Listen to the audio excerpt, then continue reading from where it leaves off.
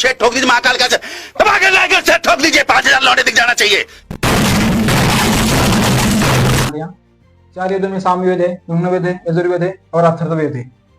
तो इनमें क्या लिखा है, देखिए सामवेद में धुनों और मंत्रों का उच्चार किया गया है और उसको हमें बारे में बताया है कि गीतों की पुस्तक भी कहा गया है इनको।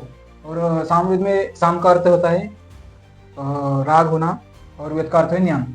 साम और ज्ञान में फर्क तो आपको पता ही चला गया। यहाँ पर देखो ऋग्वेद में 33 देवी देवताओं के बारे में बताया गया है, जो कि हमारे पूर्वज बहुत सारे गलतफहमी में बैठे हैं कि हिंदू धर्म में 33 कोटि देवी देवता है। ऐसा नहीं है। 33 कोटि का अर्थ होता है 33 उत्तम भगवान होते हैं, इसलिए हमें कंफ्यूज होने की जरूरत नहीं है।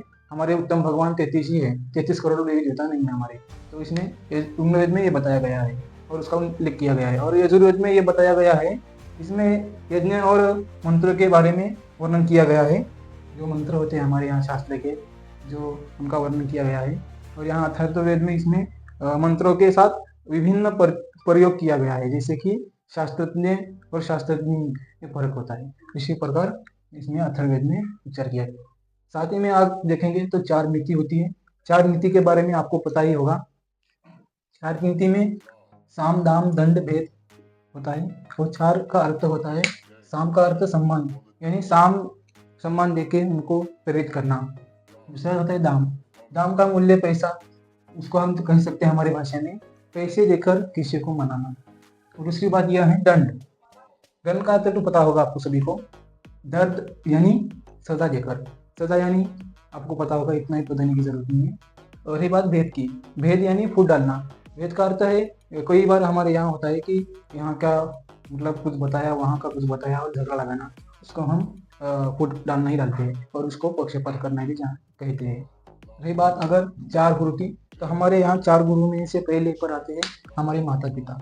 माता हमारे प्रथम गुरु होती है, पिता हमारे दूसरे गुरु होते हैं। 3 नंबर पर आते हैं हमारे शिक्षक, जो कि हमें 15 से 20 की उम्र में हमें बहुत कुछ ज्ञान मिलता है उनके बाद। रही बात 4 नंबर पर आध्यात्मिक गुरु की। आध्यात्मिक जीवन और गुरु के बारे में अलग ही है।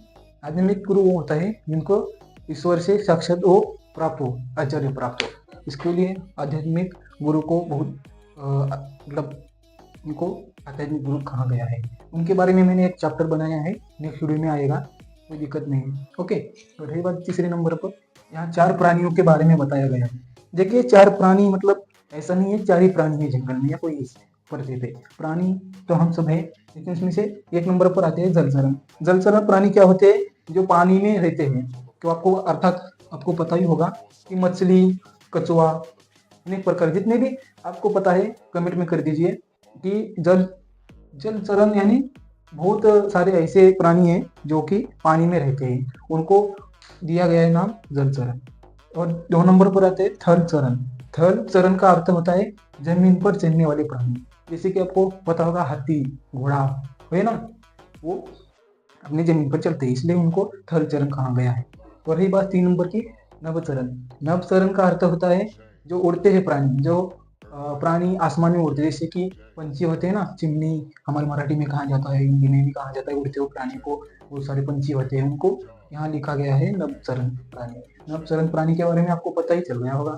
अभी 4 नंबर पर आता है उभयचरण प्राणी। तो उभयचरण प्राणी का अर्थ होता है पानी और जमीन। ये देखिए दोस्तों, कैम बैक है यहाँ पर जब दिखा जा रहा है तो लास्ट में ना, ये बहुत इंपॉर्टेंट चीज है, यूपीएससी के प्रश्न में पूछा जाता है कि उभयचरण प्राणी के बारे में। अभी हमने बताया है जलचरण प्राणी के बारे में, थलचरण प्राणी के बारे में, नभचरण प्राणी के बारे में। तो नभचरण और इसमें दोनों में इसमें दिया भी है कि जलचरण और उभयचरण।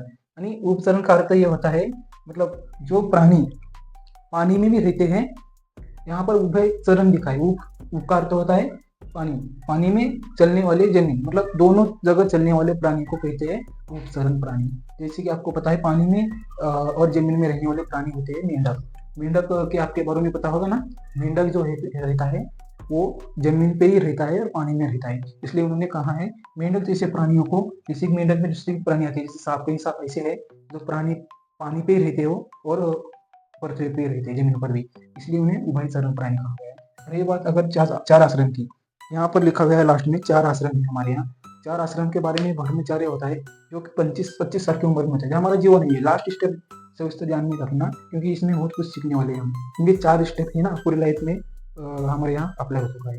तो चलिए दोस्तों देखते हैं। तो यहाँ पर ब्रह्मचार्य का अर्थ होता है 25, मतलब 25 उम्र में यहाँ पे ब्रह्मचार्य तक ही रहना है, मतलब रहते हैं हम, उसे ज्ञान देना मतलब सबसे प्रेरित होना, वो हमारे ब्रह्मचार्य में आता है। और रही बात गृहस्थ में हमें 25 से 50 उम्र में हमें ना रहना पड़ता है, मतलब उनमें से शादी होती है, करियर बनने की कोशिश में हमें यहाँ पर 25 से 50 उम्र में ये कुछ चलता है। और ये बात वानप्रस्थ का अर्थ होता है, यहाँ ध्यान रखना कि ये मैंने संस्कृत में लिखा है लेकिन आपको समझ में नहीं आ रहा, यहाँ वानप्रस्थ नहीं है, वानप्रस्थ है। ओके, वानप्रस्थ में आता है 50 टू 75 उम्र, यानी 50 टू 75 उम्र के में जो आता है वो वानप्रस्थ में आता है। जैसे कि लास्ट में देख रहे हो यहाँ पर मैं अंडरलाइन कर देता हूँ, यहाँ पर लिखा है संन्यास, लास्ट में आता है अतिम, यानी संन्यास को आपको हमारे भाषा में कह सकते हैं अतिम निर्णय। अतिम निर्णय मतलब पूरे पौड़ी जो हमारी होता है, ये जो ऋग्वेद है ना, इसे हम ऋग्वेद से ही नाम से जाना जाता है। इसको हम पूरे वर्ल्ड की, मतलब आपको एमपीएससी क्लास में पूछा जाएगा कि ऋग्वेद के बारे में, क्योंकि ऋग्वेद के बारे में आपको थोड़ा बहुत तो जानना जरूरी है। ऋग्वेद ऐसी किताब है जो दुनिया की सबसे प्रथम पृथ्वी में आने वाली किताब है, तो हमें इसे ध्यान रखना है, नोट करके रख लीजिए। तो ऋग्वेद के बारे में आपको पता ही होगा, 33 देवी देवताओं के बारे में उन्होंने बताया है, और साथ ही में उनका एक हमारे फ्लिपकार्ट या अमेजोन पर उनकी किताबें मिलती है, एक परचेज कर लेना। ओके, रही बात दूसरी आध्यात्मिक जीवन के बारे में। आध्यात्मिक जीवन एक ऐसा जीवन है जो हमें सीखना जरूरी है। आज जो हम जा रहे मोड़ पर, ये एक आध्यात्मिक जीवन है। वैसे धार्मिक जीवन किसे कहते हैं और आध्यात्मिक जीवन किसे कहते हैं, देखिए धार्मिक जीवन होता है जो धर्म के बारे में बताने वाला, जैसे कि धर्म के बारे में, यानी कोई भी धर्म हो, या हमारा सनातनी धर्म देख लो, सनातन धर्म के बारे में अगर कोई बताता है तो इसे धार्मिक गुरु के बारे में कह सकते हैं उनको। रही बात पिता की प्रथम परछाई हमारे यहाँ माता की होती है, मतलब माता और पिता में कोई अंतर नहीं होता है, माता प्रथम आती है, पिता 2 नंबर पर आते हैं। तो चलिए यहाँ पर देख सकते हो, माता 1 नंबर पर है और पिता 2 नंबर पर है। माता क्यों 1 नंबर पर है, क्योंकि हम जब भी जन्म लेते हैं तो माता को ही प्रथम पिता, मतलब माता को ही प्रथम गुरु मान लेते हैं, और पिता दूसरे गुरु होते हैं जो हमारे जीवन में बहुत कुछ हमें सिखाते हैं। तो शिक्षक वो होते हैं जो आपको पढ़ाते हैं, जैसे कि आप ज्ञान देते हैं। आपको जो पता होगा कि उम्र के 15 से 20 साल या 25 साल तक हम पढ़ते हैं, उस टाइम शिक्षक ही हमारी ज़रूरतें पूरी करते हैं, हमें ज्ञान क्या लेना है क्या नहीं लेना है वो सिखाते हैं। रही बात सुबह, इस बारे में हमने बताया नहीं शुरू में, तो इस वीडियो में देखेंगे सुबह मतलब आपको पता है सुबह का टाइम होता है, जैसे कि आपको सुबह उठकर 8 से मतलब 5 से 6 7 10 बजे तक सुबह होती है, 12 बजे तक। और दोपहर का हमें देखेंगे, दोपहर में AM PM होता है ना, तो AM के जगह PM जब बढ़ता है तो ये दोपहर होती है। इसके बारे में ये तो आपको पता ही होगा, ये बताया है। रही बात शाम के बारे में बताया है कि जब 6 बजते हैं सूर्यास्त होता है, उस टाइम शाम के बारे में उन्होंने कहा है, मतलब सूर्यास्त, जिसे हम सूर्यास्त के तारे में शाम कह सकते हैं। और रात मतलब 8 बजे से, मतलब सूर्यास्त तो पूरा हो चुका होता है, अंधेरा पूरा छाता है, तब उस टाइम रात होती है। इस टाइम उसको उन्होंने कहा है कि रात के बारे में, रात के 8 या सूर्यास्त होने के बाद उनको रात कहते हैं। और रात में हमें ज़रूर जो काम करना है वही काम करना है। रात में खाना खाते समय किसी से बातें नहीं करनी होती है। बहुत सारे रूल्स ऐसे हैं जो कि हमारे यहाँ धार्मिक ग्रंथों में लिखा है, कई लोग फॉलो कर रहे हैं, कई लोग नहीं करते हैं, उनकी दिक्कत है। चल कोई दिक्कत नहीं, आप आगे लेके चलते हैं हम। ओके, तो रही बात, हम अभी आप देखने वाले हैं दुनिया की सबसे प्राचीन भाषाएं कौन सी है। दुनिया की सबसे प्राचीन भाषा आपको पता ही होगा कि संस्कृत माना जाता है। ओके, तो संस्कृत में जो भाषा है वो लिपि भाषा में लिखी जाती है। लिपि भाषा और संस्कृत में कोई फर्क नहीं है, क्योंकि वो और ये भाषा अलग नहीं है। ओके, और उसमें से ट्रांसफर करके हमें ट्रांसलेशन करके दिया गया हुआ है संस्कृत के हिंदी में। हिंदी जो होती है संस्कृत से ना बनती है हिंदी।